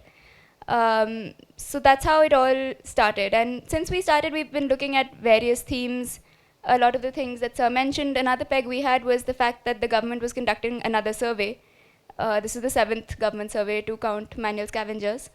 And so we wanted to see how that was being done, whether it would be any more, whether the numbers that came out would express reality maybe a little bit more than the older ones. Still to be seen because most states haven't submitted their numbers. But that was basically the thinking behind it, that how do we bring all of this together on one platform and basically start a conversation that looks at it from all these different sides. We've also tried to look at it from the point of view of, so most of our reportage has been reported pieces where speaking to manual scavengers or activists writing about their experiences of organizing, or we've also had people who work in the sanitation sector about the other alternatives that are available, the technologies that do exist and are not that expensive but just haven't been put into practice, all of those different things. And also like the science of it, like what happens inside a manhole that makes it so dangerous. These are the angles we've looked at so far, but what one of the things we've been thinking is, a lot of our focus has been at the end of this broken system, where like, yes, there is the septic tank and yes, it's full and someone needs to clean it. Not much has been on how did it get there in the first place. So, and because of the audience we're speaking to, that I think why we think that might be important is, yes, obviously this, the whole discussion around caste and why is it that certain people still have to do this dangerous, degrading work. But then there's also that it's so much of a social thing. Like, it's something that each of us should have to worry about, but we don't.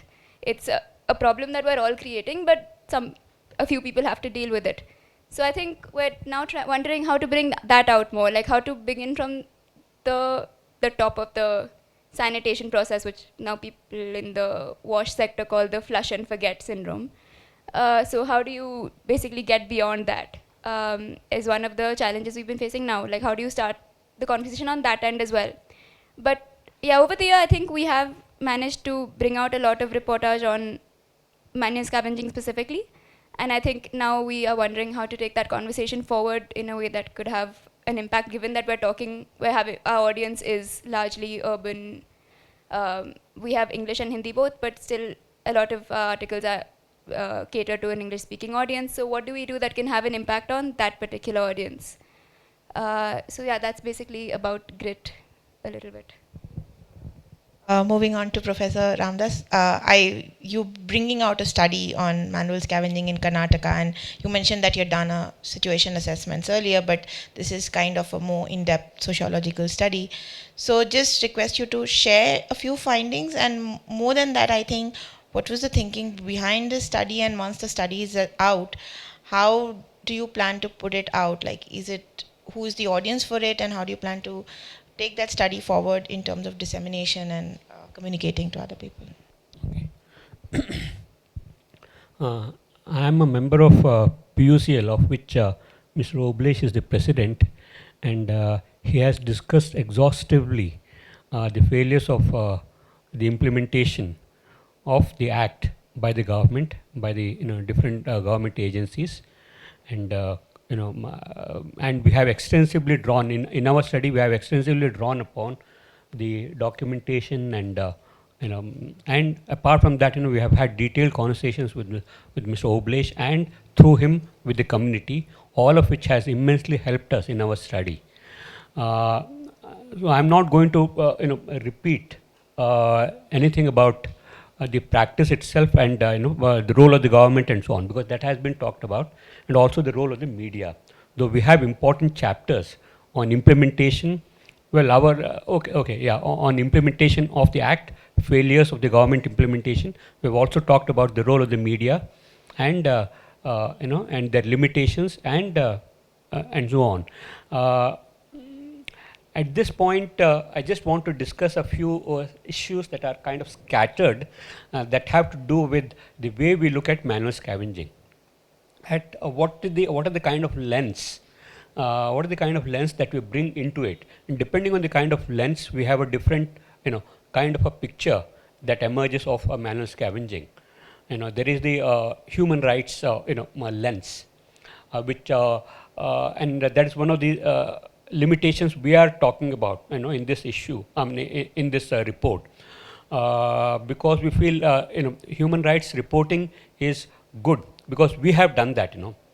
We are a civil liberties organization. We have been extensively covering manual scavenging, as Mr. Obalesh said, from 2008 onwards. We have brought out 63 reports, and our study is based on our findings of those 63 reports, and as well as, and these reports were not simply fact, they were reports, they were fact-finding reports, situational reports about each incident, but we always followed up on each by going to the press, following up with government agencies, and then even filing writ petitions and so on. So there was a kind of a follow-up done, but we felt that human rights reporting functions within certain limitations. One of the limitations is that human rights groups, as such, look at the issue from a statist perspective, in the sense that they look at it as a violence committed by the state, and we hold the state directly accountable, directly responsible, which is as it should be. But apart from that, societal complicity is as much a part of this phenomenon of manual scavenging as the failure of the government to act. And that these are the twin poles in which we have looked at, or the twin lens with which we have looked at manual scavenging. How manual scavenging is part of a wider system of violation of the right to dignity. And our report focuses entirely on the right to dignity that has been denied, not only to the persons engaged, sanitary workers engaged in manual scavenging. It is part of a wider denial of dignity to an entire community, and this has its roots in Indian history. This is something that Ambedkar and others have talked about for years, and this is something that we are focusing on also. The right to dignity is the issue around which we have built this report, and we have looked at various aspects of it, and we have said the right to dignity is violated because of 4 factors. I will not go into the details of these 4 factors, but just the absence of what why does manual scavenging as a practice continue?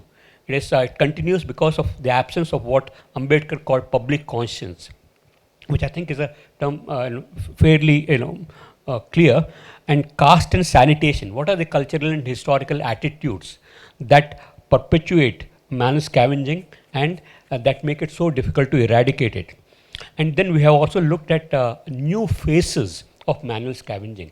One tends to think that manual scavenging is a traditional practice, and it is, it's kind of there is and I think we are seeing the end of it and so on, which is not so. Manual scavenging assumes newer and newer guises, newer and newer forms of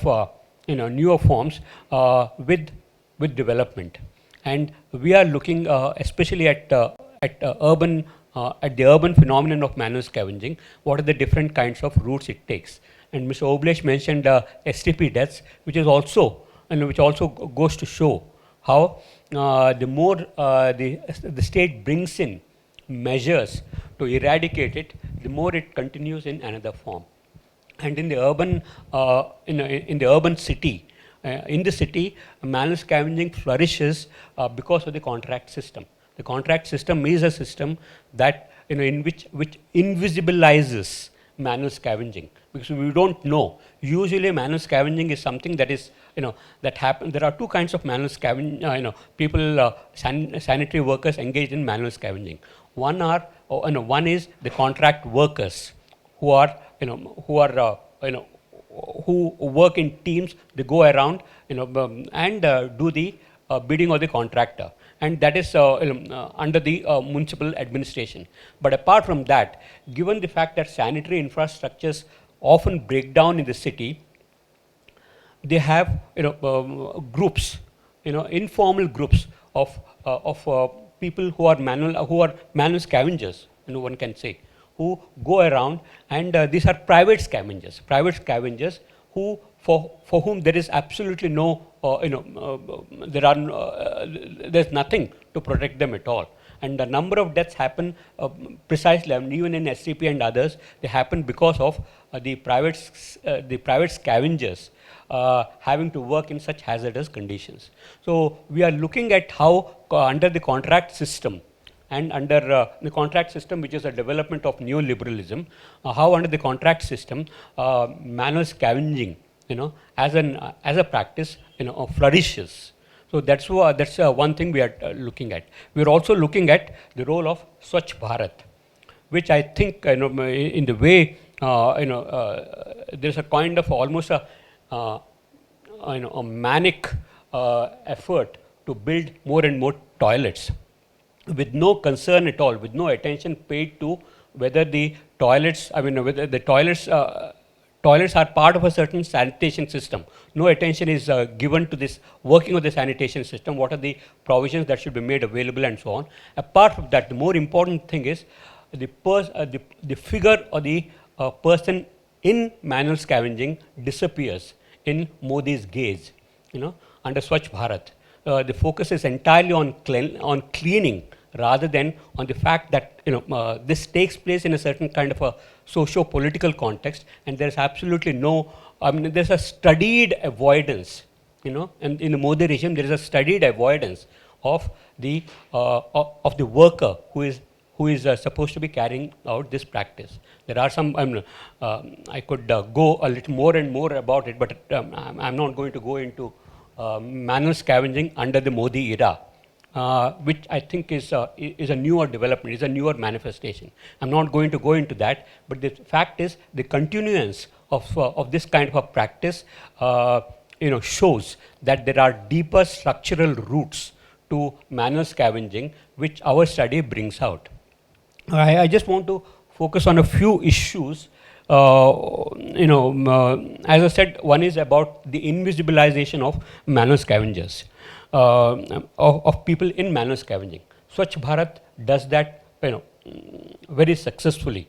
The way the scheme is designed, it is designed in such a way that none of the this is the situation of the people who are going to clean it doesn't appear anywhere on the radar of Swachh Bharat mission at all. It's entirely on that.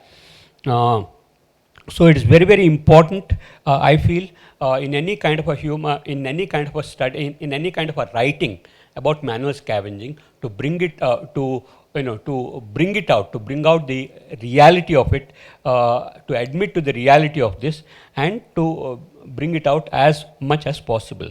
And this is possible, to my mind, only when we focus on the discourse of caste and labor, because manual scavenging as an activity, as a practice, involves both not only the labor involved in it, but also the caste that is pushed into it. In this city, they are pushed literally pushed into the practice, and they're just forgotten, they're just invisibilized. And that's why it's very, very important to look at the issue from the point of caste, but also to look at it from the point of view of labor. Labor rights are violated. Labor rights are grossly violated in the continuation of this practice, which is something Mr. Obalesh has also talked about, so I don't need to go into that.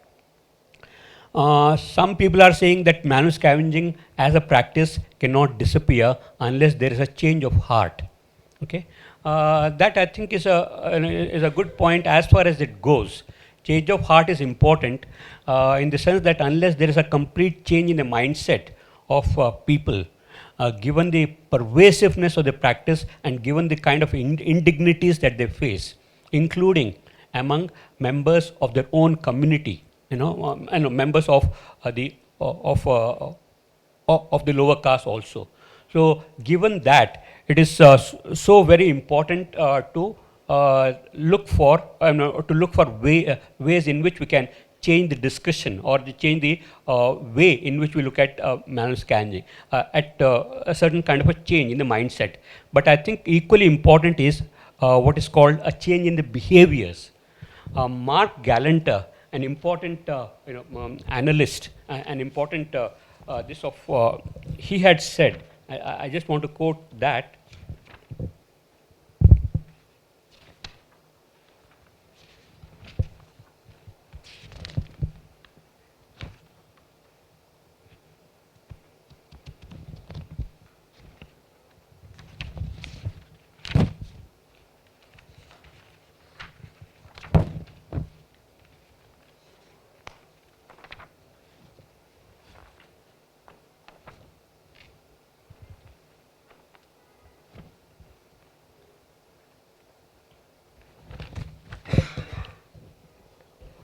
Yeah, he had said that many people argue that real and lasting change can only come when caste as a state of mind changes.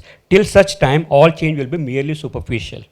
However, Mark Galanter argues that there is no reason to despair, as the problem is not of a change of heart, but rather of changing behaviors that have their roots in a variety of attitudes about pollution, hierarchical grading, indignity of manual labor, etc. There is no reason to conclude that patterns of caste interaction are exempt from the general human capacity for acting at variance from belief. Also, there is evidence of great pliability in caste behaviors in the past and present. If caste will not break, it is known to bend. The question is, how can law be used to induce it to bend more quickly and without inordinate cost? Now, this is an effort that, of course, requires the work of all activists and the state and civil society and all that. But equally important is the perspective of the Paura Karmikas. In our study, we have one separate chapter on how the Paura Karmikas, the organized, there are many who are organized, and they are, how they are looking at the practice. How they are looking at the practice, at the ways in which they are pushed into manual scavenging, and now how they are organizing themselves, partly through unionizing, but more importantly, from a certain kind of a way in which they look at the issue of manual scavenging, in which they look at underlying manual scavenging is the question of caste, indignities that they suffer, and especially the institution of untouchability. Now, more and more, the Paura Karmikas are, are saying, are using the law to bend the opinion of the mindset of the people. And we have done field work. In our field work, we have seen how Paura Karmikas, because of their legal and political empowerment, they have organized themselves into a union and have received education and so on. So many of them, are very very clear, very categorical that they will not be pushed into this kind of a practice. Even when they go to to clean latrines and so on, they are very particular about how they are looked at. And many middle class families in our city look at them in terms of the same kind of a mindset about untouchability. They're not allowed to come in from the front, they have to go from the back and so on. And in one particular case that we have recorded, the team of people who were to clean the insanitary toilets, the toilets that were clogged, they were not allowed entry into the house from the front. They were asked to come from the back. And these people refused. They said, we will not do it, because under the act, this is untouchability, and this is something that we will not put up with. So they came up with some kind of an excuse to say that their machines are not working and so on. But finally, when the family relented and asked them to please undertake the task of cleaning, because for 1 month the house was without, excreta had kind of started, spreading over the house. And finally, they had to agree. They had to, they had to understand that this was something that is, simply not admissible. So they had to apologize, and then the Paura Karmika team went in and cleaned it and refused to take any money for it. This is something we are doing. This is work. This is labor, but dignified labor is what we are after. And for us to be pushed into this simply as a practice of untouchability is something that we will not put up with. So this is what I mean by a certain kind of a change that can happen, including through human rights reporting. I've talked about the limitations of human rights reporting, which merely focuses on state violence or looks at it as a civil liberties issues. It doesn't often go into these deeper issues of caste and so on. But human rights reporting also, when it brings out the salience of the caste and labor angle, it can make some kind of a difference. It will help us to look at at the practice of manual scavenging from a wider angle of constitutional rights that have been violated. And that's where I think manual scavenging as a phenomenon needs to be looked at. I mean, there is a need to look at it from as many different angles, different kinds of lenses as possible. I'll stop at that. Thank you, sir. So there were a lot of food for thought there about various lenses, and I think where you were getting is something, I think, Jahnavi, where you were hinting also at that you have also kind of realized the limits of reporting on the facts and the whole issue of that it's not obviously just a issue of law, but as a society who is responsible. And the other thing, and I think I'll open it up for questions. I know you have to leave, sir, so if you'll answer one question and then. And that obviously all three of you have spoken about a certain silencing and invisibilization that happens. And I think one is that there are new forms of manual scavenging that are coming up, but what I also read into it is that those not being reported as manual scavenging is also a way of invisibilizing this whole activity of the new forms and wishing it away and normalizing it, right? But given that, yes, one has to speak about it and write about it, I think the question to Jahnavi and Mr. Obalesh is, yes, we write about it, but who is the audience really? Because there is a whole issue of language, there's a whole issue of, are you writing in an online media which is accessed by certain kind of people? And who gets to speak and write about these issues, right? So any reflections from your work on who's the audience and who gets to speak? Because that's, I think, also at the heart of what we're talking about here. So maybe, so you can stay or you have to leave now? I don't know what. So why don't you answer and then I'll pass it on to Jahnavi.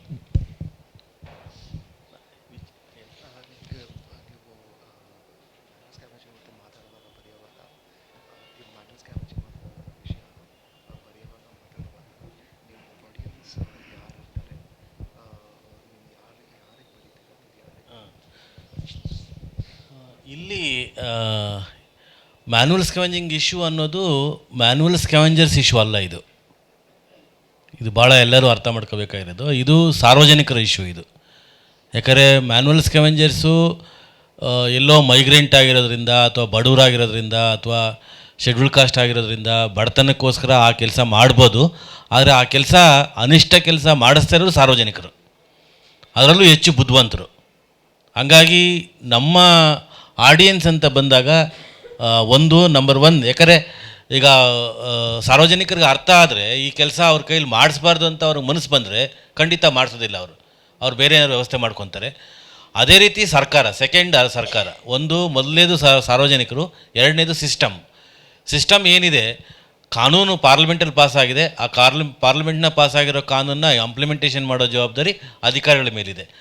ಅಧಿಕಾರಿಗಳು ಸಹ ಅವರು ಅಸ್ಪೃಶ್ಯತೆ mind ಇಟ್ಕೊಂಡು ಅದನ್ನು ನೋಡಿದಾಗ ಅವರು ಅನುಷ್ಠಾನ ಮಾಡೋಕ್ಕೆ ಬರೋದಿಲ್ಲ. ಹಂಗಾಗಿ ಸಾರ್ವಜನಿಕರೆಲ್ಲ ಅರ್ಥ ಆಗಬೇಕಾಗಿದೆ. ಸಾರ್ವಜನಿಕರು ಇದು ನಮ್ಮ ತಪ್ಪು ಅಂತ ಅರ್ಥ ಮಾಡ್ಕೋಬೇಕಾಗುತ್ತೆ, ನಾವು ಮಾಡಿಸ್ಬಾರ್ದು ಅಂತ ಅರ್ಥ ಮಾಡ್ಕೋಬೇಕಾಗುತ್ತೆ. ಮತ್ತು ಅಧಿಕಾರಿಗಳೇನಿದ್ದಾರೆ, ಆಡಳಿತ ಏನಿದೆ, ಯಥಾವತ್ತಾಗಿ ಕಾನೂನನ್ನ ಇಂಪ್ಲಿಮೆಂಟೇಷನ್ ಮಾಡಬೇಕಾಗಿದೆ. ಆವಾಗ ಮಾತ್ರ ಇದಕ್ಕೆ ಏನಾದ್ರು ಒಂದು ಸೊಲ್ಯೂಷನ್ ಕಂಡುಹಿಡಿಯೋಕ್ಕೆ ಸಾಧ್ಯತೆಗಳಾಗ್ತವೆ. ಇಲ್ಲಾಂದರೆ ಅದಕ್ಕೆ ಸಾಧ್ಯನೇ ಇಲ್ಲ ಅದು. So he's saying that we should understand that this is not purely just narrowly focused on manual scavenging. We should understand that this is a much larger social problem, and one of the main drivers of this problem is the fact that that because manual scavenging is restricted to certain communities and to certain castes, it's also being driven by people who are fairly elite, they're fairly upper class, upper caste, and they're the ones who are driving the demand for this, and because of that, his audience is basically comprised of two parts. One are these community who are kind of driving the demand for it. So basically increasing awareness about manual scavenging amongst the upper class and the upper classes and the elite, so that they themselves from their end start reducing the demand for manual scavenging. The other big audience are the authorities in the system. So people who are as judges or IAS officers, or people who are senior government officials who are in charge of all these programs and who are in charge of implementing laws, so that they in turn change the political system to provide protection and safeguards for manual scavengers. Jahnavi? Yeah, I mean, I think that's a very important question that I think at least the media has not been able to answer for itself yet. In the way that who is your audience, I think at least for us while running this sanitation project, one of the issues has been that authors often write for the audience that they're coming from. Because, yes, I mean, when you have a reportage on manual scavenging, that's looking at it from a caste angle, from a human rights angle. But then when you have people writing about the broader sanitation issues in India, the broader framework, it's often very technical, because it is a technical issue when you're talking about fecal sludge management, or you're talking about urban waste. These are technical problems. I think what we have been thinking about is how do we bring those together to look at it like this is all one problem. There is a technical problem, but this is why it's been ignored for social reasons. So that's one thing we have been looking at. In terms of audience, I think as an online English media, we do have a limited role in that. And so social awareness would be one thing, and definitely trying to raise so that at least even people in the government, also people who are employing manual scavengers, they know that people are noticing. That is, I think, our role. It's not as much a role of organizing or speaking to community members, and I think in a way that is better, because it's not our place. And I think when you're writing about these issues, it's definitely important not to claim to represent a voice that is not yours. Yeah. And that sensitivity is very important. So yeah, I think our focus, that's why, has been more on the policy side of it, while also trying to bring out the caste issues and the human rights atrocities that are involved in it. I have been shown a sign to open it up for Q&A, but one last question for Professor Anand, I'll open it up. I think to my original question that the study is going to be brought out, right? But whether it's this study or other study which looks at in the depth and root causes, what's your idea on how these studies should be put out, or for what purposes? Because they spoke about the audience for media reporting, but what about studies, and how do we make those studies have impact and reach the right kind of people? Yeah, I would say the importance of a study like this is that the visibility question, I think, needs to be addressed and is being addressed here in our report, and that is something that I think needs to be kind of taken to as many different channels as possible. The media is one. But apart from that, human rights, civil liberties groups work with both state and civil society. And PUCL has worked not only as a civil liberties group within certain confines. We have also been involved in community efforts to eradicate practices like this. So, given our reach, which may be limited but not entirely focused on relief, but awareness, awareness building, and also the kind of communities we reach out to, communities, the media, education, and also the law. These are the areas where we have been engaged in. So it would be a report, it should be a study that would should find some resonance among all these areas we are looking at. Thank you, sir, for that. So I'm going to open it up for Q&A. How much time do we have? 10 minutes? Okay, so we'll take a bunch of questions and then we'll. So there's one question here and Asma there, and one question. So we'll take these three. The question of who is the audience, uh, none of us have mentioned the politicians, and I think we as educated people have given up on trying to deal with them. We stopped talking about them. I work with an NGO that deals with bonded labor, and I was surprised by the mirror image of everything you said that we face. Number one, the denial of numbers. It's in lakhs in this state, but what is published is hundreds, thousands. Entire districts are classified as zero bonded labor.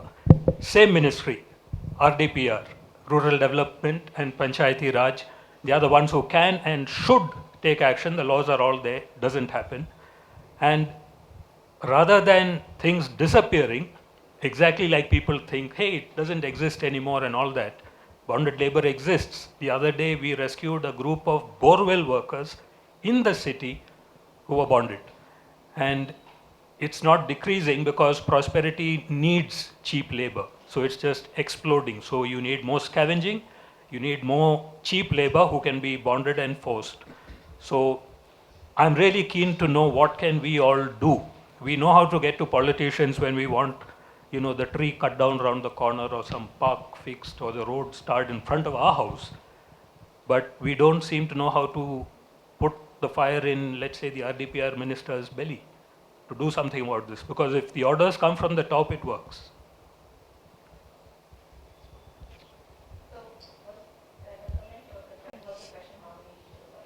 It is, I would look for a response. Do we have a solution? Because it's a common problem, not just in manual scavenging, but the problem is the same all over the place. And I'm pinpointing the politician as the problem, and we don't know how to do it. If you know how to deal with that, tell us.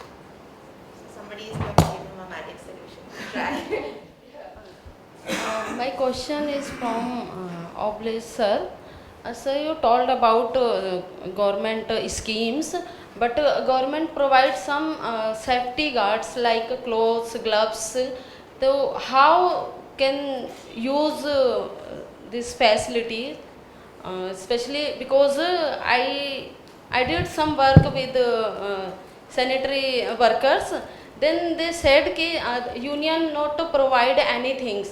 They have law happen, but union not provide. They save money and not give any facility. So how can they implementation these facilities? And there was a question there. Yeah. Okay, my first question is to Obalesh sir. Only one question, so pick your question. Okay, last year around the same time, we had a huge protest against manhole murders in Bangalore. I think it was the 7th of February last year, and about 2 lakh people gathered. So what was the outcome of that? I mean, where have we gone from that? And in continuation of that, what Jahnavi said and the question that Kavita asked, I mean, who is our audience? So, and very clearly, all of us who are sitting here are not people who will ever be engaged in any way in manual scavenging, ever. So, and we are also talking about it being a societal problem, not just being a state problem. And sir also said something about, our kelsa ಮಾಡ್ಕೊಳ್ತಾ ಇದ್ದಾರೆ, ಮಾಡಿಸ್ಕೋಬಾರ್ದು, then there will be a change. Now why would somebody do it? I mean, are we just kind of expecting it to come from the goodness of somebody's heart to say that, okay, I mean, this is a practice that has been going on for like what, a couple of millennia? So What's the question? the question is, what has happened after that manhole murders protest, and what is the course of action that is being undertaken? Town hall ಮಾಡಿದ್ರು sir. ಹೋದ ವರ್ಷ 7th February, about 2 lakh people gathered, and there was a protest against, let's protest against manhole murders.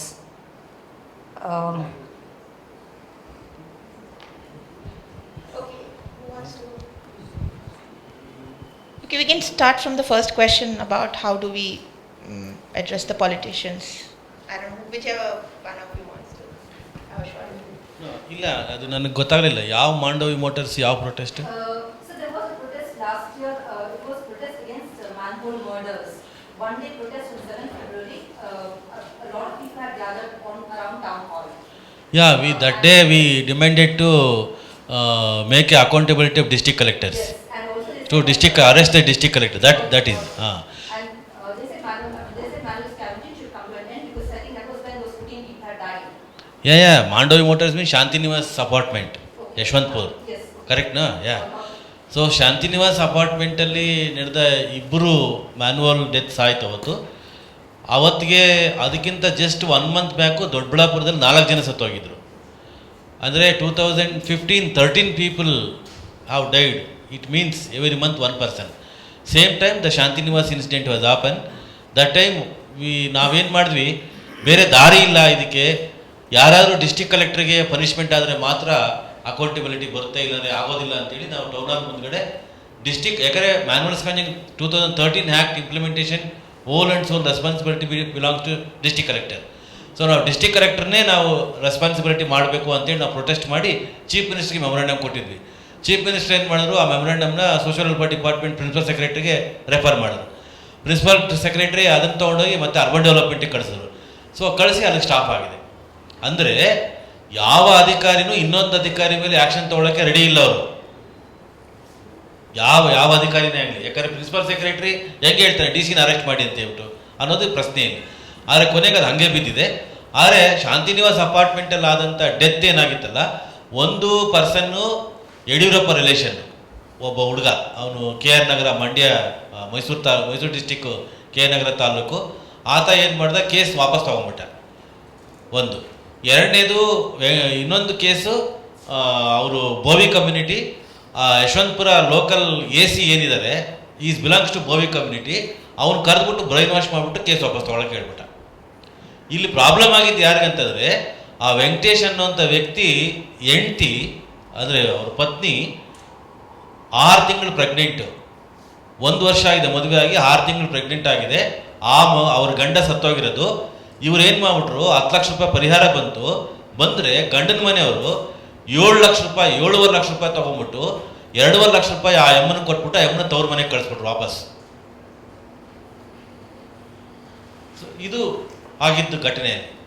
ಅಂದರೆ ultimate ಆಗಿ ಹೆಣ್ಮಕ್ಳು ತೊಂದರೆ ಆಗೋದಿಲ್ಲ. ಹೆಣ್ಮಕ್ಳು ಅವತ್ತು ಅಬಲೆರಾಗ್ತಾರೆ, ಹೆಣ್ಮಕ್ಳು ತುಂಬ ತೊಂದರೆ ಆಗುತ್ತೆ ಅನ್ನೋದು ಯಾವ ಪಾಲಿಸಿನೂ ಇಂಪ್ಲಿಮೆಂಟ್ ಆಗಲ್ಲ, ಯಾವ ಪರಿಹಾರನೂ ಏನೂ ಆಗೋದಿಲ್ಲ. ಕೊನೆಗೆ ಹೆಣ್ಮಕ್ಳಿಗೆ ಬರೋ ತೊಂದರೆ ಇಲ್ಲ. ಅದು ಆ ಇನ್ಸಿಡೆಂಟಲ್ಲಿ ಸ್ಟಿಲ್ ನಾವು ಅದನ್ನು ಇನ್ನೂ ಮಾತುಕತೆ ನಡೀತಾ ಇದೆ, ಇನ್ನೂ ಏನೂ ಆಗಿಲ್ಲ. ಆ್ಯಕ್ಚುಲಿ ಅದು DC ಗಳಿಗಂತೂ ಪನಿಷ್ಮೆಂಟ್ ಆಗಿಲ್ಲ. ಬೆಂಗಳೂರು DC ಹತ್ರನೇ ಬರಲಿಲ್ಲ. ನಾವು ಬೆಂಗಳೂರು DC ಆಫೀಸ್ ಮುಂದೆ ಪ್ರೊಟೆಸ್ಟ್ ಮಾಡಿದಾಗ ಬಂದು ರೋಪ್ ಹೊಡೆದ ನಮ್ಮ ಮೇಲೆ, ನಾನು ರೋಪ್ ಹೊಡೆದೆ. ನಾವು ಬಂದಿರೋದು we have not came for your compensation, we are came here for asking your responsibility. ಒಬ್ಬ ಮ್ಯಾನ್ಯುವಲ್ ಡೆತ್ ಆದರೆ ನೀನು ಬಂದಿಲ್ಲ ಅಲ್ಲಿ ಹತ್ರ ಅಂತ ನಾವು ಕೇಳಿದ್ವಿ ಅವತ್ತು. ಸೊ ಅವತ್ತು ಪರಿಹಾರ ಕೊಟ್ಟರು ಅಷ್ಟೇ ಆಗಲಿ, ಬೇರೆ ಪನಿಷ್ಮೆಂಟ್ ಅಂತೂ ಆಗಲಿಲ್ಲ. So there are lots of things to unpack here. Just do a quick summary. So basically, he said after the manual deaths were recorded last year, there was a large protest and demanding action from the district commissioner. But nothing materialized due to a variety of factors. Some of these are basically institutional relationships that exist between different officers in the government, and you know how one office official in the government is reluctant to take action against another because of the political economy that exists over there.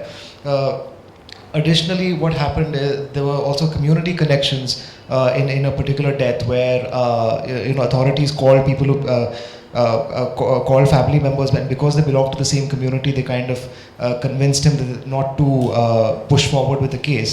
And then there was another incident where the widow of the person who had died, her in-laws took most of the compensation away from her and left her as she was. So there were many issues that happened after this, but ultimately, if one were to summarize this, very little has taken place since that protest took place. Quick responses from other panelists.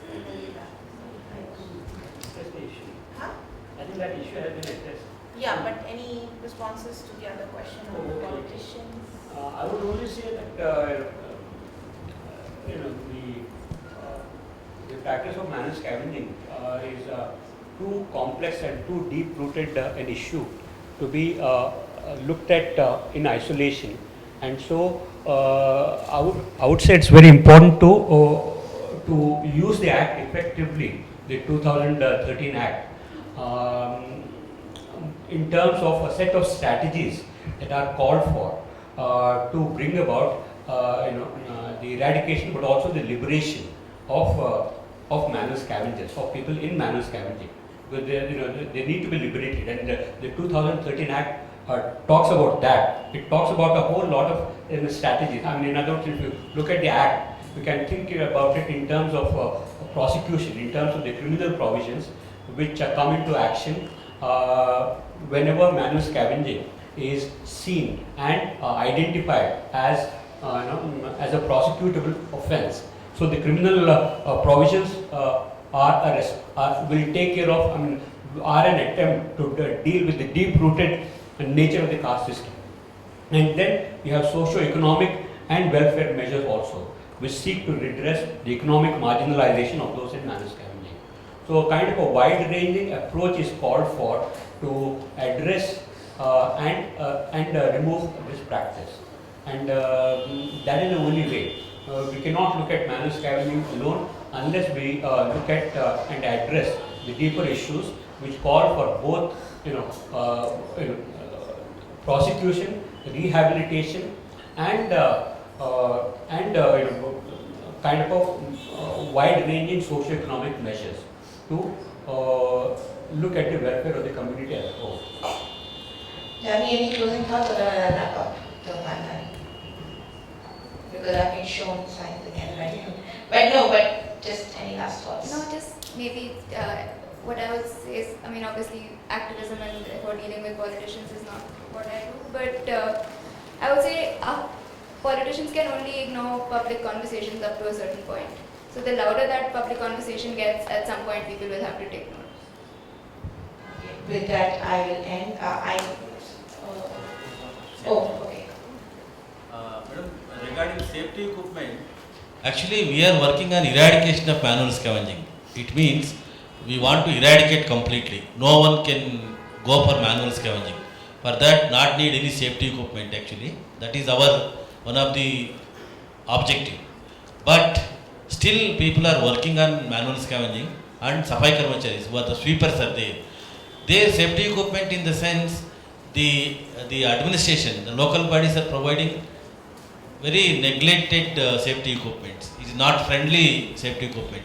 For example, sweeper, they are giving a gumboots. Sweepers what they need, drainage worker what they require, and scavengers what they require. As per their requirement, and friendly equipment if they have supplied, definitely they can able to use. But now present supplying equipments are very bad equipment, and also it is not friendly, and also they don't like to use that actually. And also they are not providing regularly in timely. Sometime 2 years back one glove they have given, sometime 1 year back they have given one mask, like that they are giving. And also they have to provide as per the government norms, they have to provide a place for the keeping in safely that safety equipment, carrying, keeping and washing. This is all, nothing is there in the local bodies with them. That's what they are not able to use the safety equipment. See, suppose some from Jagjivan Ram Nagara, Mysore Road, they are supposed to come to Sadashiv Nagara to work. They have to carry every day. How they have to carry? There is no bag, there is no box. Why can't they provide here one room, bathroom, toilet, hot water, soap, oil and safety equipment, like that, some systematic. So then only people can able to use.